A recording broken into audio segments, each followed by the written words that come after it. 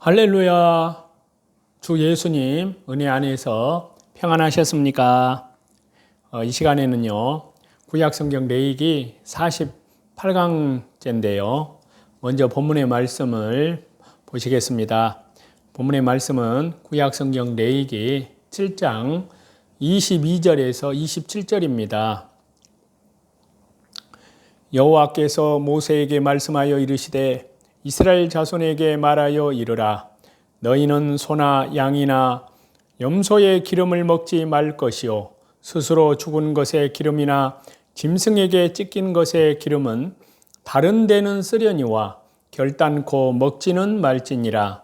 사람이 여호와께 화제로 드리는 제물에 기름을 먹으면 그 먹는 자는 자기 백성 중에서 끊어지리라. 너희가 사는 모든 곳에서 새나 짐승의 피나 무슨 피든지 먹지 말라.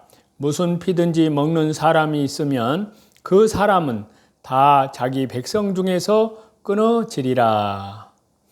자, 여기 말씀은요, 기름과 피의 금지에 대한 말씀인데요. 여기 본문에서 기름과 피를 먹지 말라는 명령은요, 이 명령을 어길 경우에 부정한 물건에 닿은 화목제물을 먹거나 부정한 상태에서 고기를 먹는 자와 같이 백성 중에서 끊어지리라는 그러한 경고로 마무리를 하고 있습니다. 그러면 이 금지 명령의 의무는 무엇이냐 하는 겁니다. 첫 번째가 기름을 먹지 말라고 하십니다. 자, 레위기 7장 23절에서 25절인데요. 이스라엘 자손에게 말하여 이르라.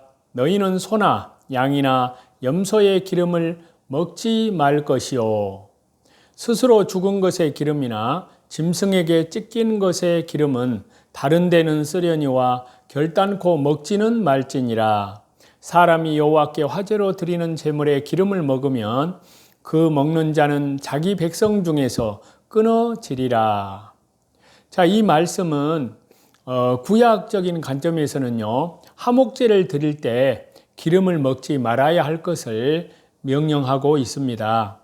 그리고 신약적인 관점에서 이 말씀을 보시면요, 욕심을 버려야 할 것을 말씀하고 있습니다. 그리고 이 말씀을 저와 여러분의 성도님들의 삶 속에 적용을 한다면요, 예수님을 통해서 욕심을 버리는 성도의 신앙을 예표한다고 할 수 있습니다. 먼저 구약적인 의미에서 본문의 말씀을 보시면요, 자, 23절과 24절에 보면요, 연이어서 기름을 먹지 말라고 강조해서 하고 있는데요. 여기에서 기름으로 번역된 히브리어 원문의 표현을 보면은요, 단순히 기름의 의미만이 아니라 살찐, 부유한의 의미를 지니고 있습니다. 물론 지방질 부분을 가리킨 것은 분명한데요. 특별히 구약에서 기름은 생명을 뜻하는 피와 더불어서 기운, 힘의 근원으로 여겨졌는데요. 제사의 짐승 중에 이것은 모든 제사에서 반드시 하나님께 돌려져야 했습니다. 인간이 결코 먹을 수 없었다는 말씀입니다.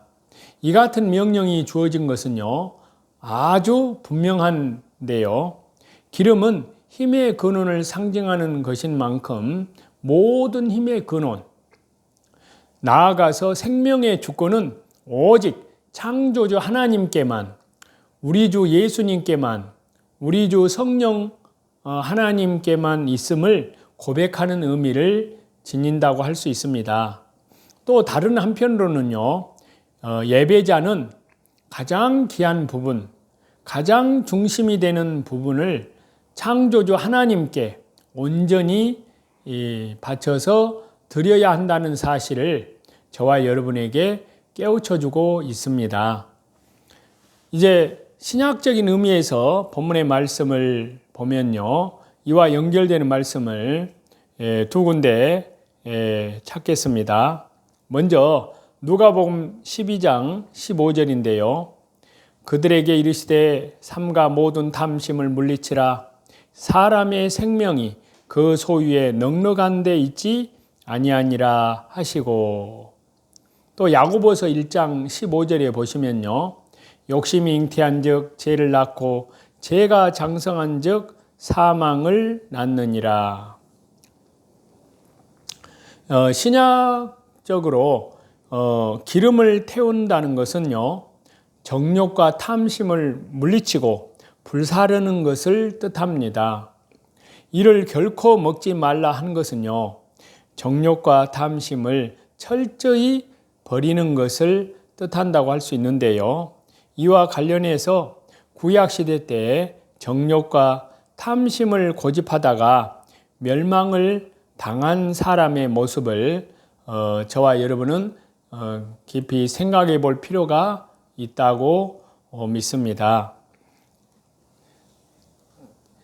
또, 그 말씀을 찾겠는데요. 구약성경 사무엘상 2장 15절에서 16절입니다. 기름을 태우기 전에도 제사장의 사환이 와서 제사 드리는 사람에게 이르기를 제사장에게 구워드릴 고기를 내라. 그가 네게 삶은 고기를 원치 아니하고 날 것을 원하신다 하다가 그 사람이 이르기를 반드시 먼저 기름을 태운 후에 내 마음에 원하는 대로 취하라 하면 그가 말하기를 아니라 지금 내게 내라. 그렇지 아니하면 내가 억지로 빼앗으리라 하였으니. 이 말씀은 구약 사사시대 때요, 엘리 제사장의 두 아들 홈니와 비느하스의 모습입니다. 이들은 오직 하나님께만 허락된 기름을 먼저 태우기 전에 임의로 억지로 고기를 취하였습니다. 그들은 자기들이 결코 취하지 말아야 할 고기를 취하고요, 다른 한편으로는 해망문에서 수종드는 여인들과 동침하는 일까지 저지르게 됩니다. 이들의 이러한 모습은요, 전형적인 탐욕의 모습입니다. 이와 관련해서요, 성경은 그 결과로 인해서 하나님께서 그들을 죽이기로 작정하셨다고 성경은 말씀을 하고 있습니다. 사무엘상 2장 25절인데요. 사람이 사람에게 범죄하면 하나님이 심판하시려니와 만일 사람이 여호와께 범죄하면 누가 그를 위하여 간구하겠느냐 하되 그들이 자기 아버지의 말을 듣지 아니하였으니 이는 여호와께서 그들을 죽이기로 작뜻하셨음이니라. 이 말씀에서요, 보시면 욕심이 잉태한 즉 죄를 낳고 죄가 장성한 즉 사망을 낳느니라. 그 야고보서 1장 15절 말씀과 깊은 연관이 있는데요. 탐욕을 버리지 못하는 사람은 결국 죄를 낳고 사망을 받게 됩니다. 그렇기 때문에 철저히 탐심을 버려야 할 줄로 믿습니다. 이제 이 말씀을 우리 성도님들의 삶 속에 적용을 해보면요, 그와 관련되는 말씀을 찾겠습니다. 갈라디아서 5장 24절인데요. 그리스도 예수님의 사람들은 육체와 함께 그 정욕과 탐심을 십자가에 못 박았느니라. 기름을 먹지 않는 것은 예수님을 통해서 욕심을 버리는 성도의 신앙을, 성도의 믿음을 뜻한다고 할 수 있는데요.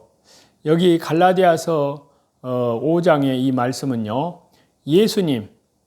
예수님의 십자가를 붙드는 성도들은 그 정욕과 탐심을 십자가에 또한 못 박은 자임을 분명히 하고 있습니다. 이와 무관한 자들, 정욕과 탐심을 고집하는 자들은요, 십자가와도 무관한 자임을 깨달아야 합니다. 자기 정욕과 탐심을 십자가에 못 박지 못한 자는 십자가의 대속과 무관한 자가 되고 결국 심판을 면치 못하게 됩니다. 그래서 로마서 1장 24절을 보시겠습니다. 거기에 관련되는 말씀인데요. 그러므로 하나님께서 그들을 마음의 정욕대로 더러움에 내버려 두사 그들의 몸을 서로 욕되게 하셨으니. 또 로마서 6장 12절인데요. 그러므로 너희는 죄가 너희 죽을 몸을 지배하지 못하게 하여 몸의 사욕에 순종하지 말고. 자, 이 본문의 말씀은요, 욕심을 버려야 한다는 것을 말씀하고 계십니다. 욕심을 고집하는 것은 결국 파멸입니다. 하지만 욕심을 버리는 것은 우리의 힘으로만은 되지 않습니다.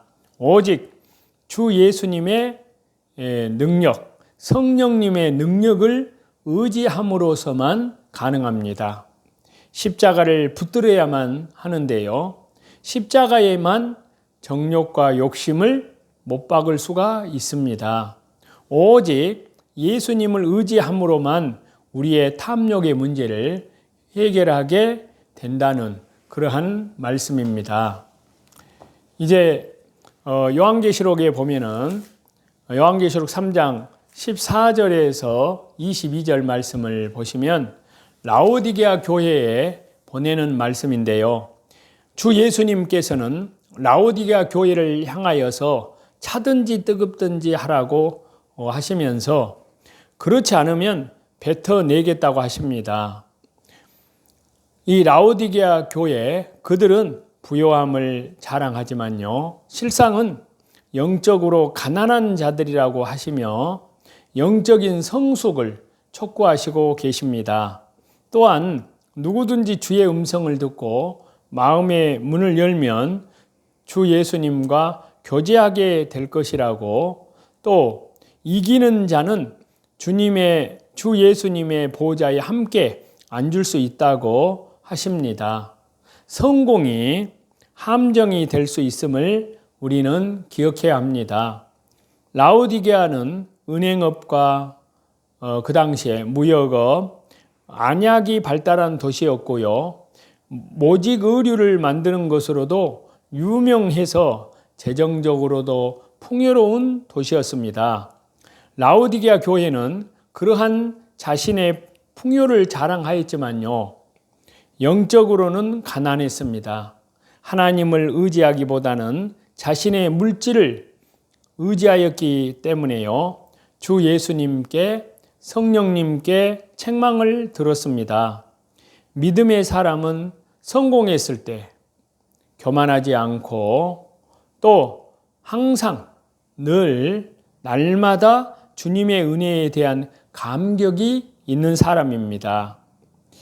저와 여러분, 가정에서나 일터에서나 직장에서나 또 사업의 현장에서나 어떤 일을 성취했을 때 주님께, 주 예수님께, 주 하나님께 감사하고 있는지 우리들 자신들을 살펴봐야 합니다.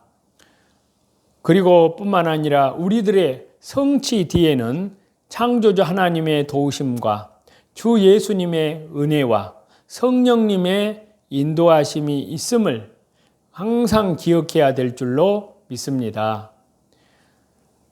그러기 위해서는 날마다 자기를 부인하고 자기 십자가를 지고 말씀 중심으로, 기도 중심으로, 예배 중심으로, 또 복음을 위해서 먼저 하나님의 나라와 하나님의 의를 구하는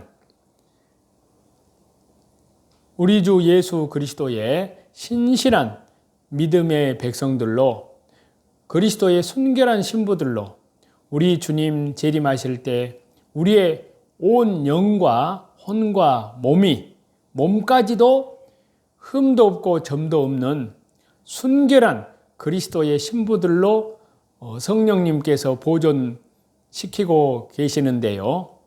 그것은 오직 말씀과 기도 가운데에서 삶 속에서 하나님께서 그리스도의 신부, 혼인잔치에 순결한 신부들로 단장해 가고 있는 겁니다. 그리고 밖으로는 복음 사경회를 통해서 성령님께서 땅끝까지 하나님 나라의 복음을 전하고 계시는데요. 그 일에 말씀과 기도로 동참하시는 저와 여러분이 다 되시기를 다시 재림하실 우리 주 예수 그리스도 이름으로 간절히 축원합니다. 찬송 드리시겠습니다.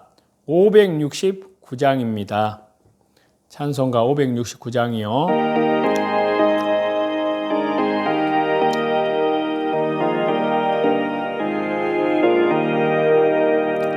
선한 목자 되신 우리 주 항상 인도하시고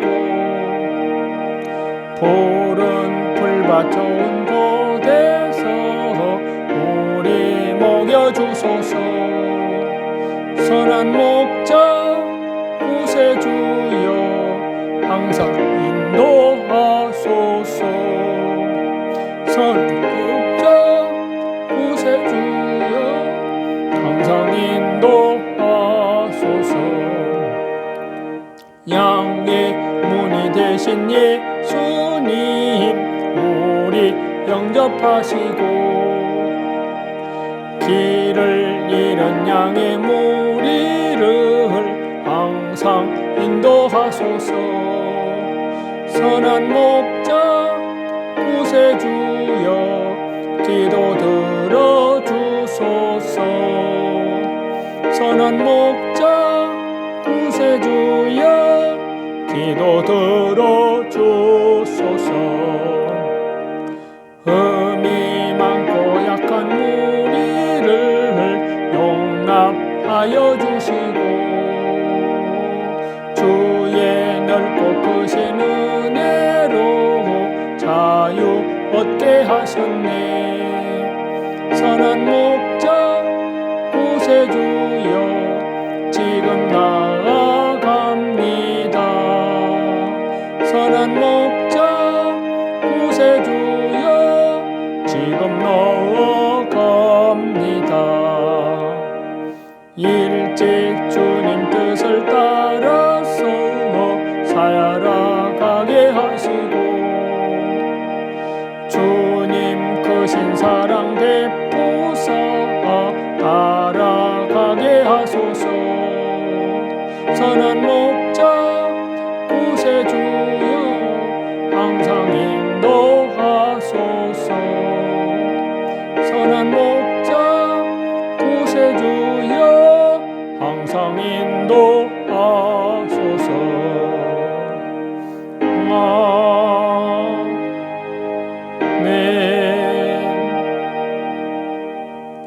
모든 존귀와 영광과 감사를 우리 성삼위 하나님께만 돌립니다. 감사합니다.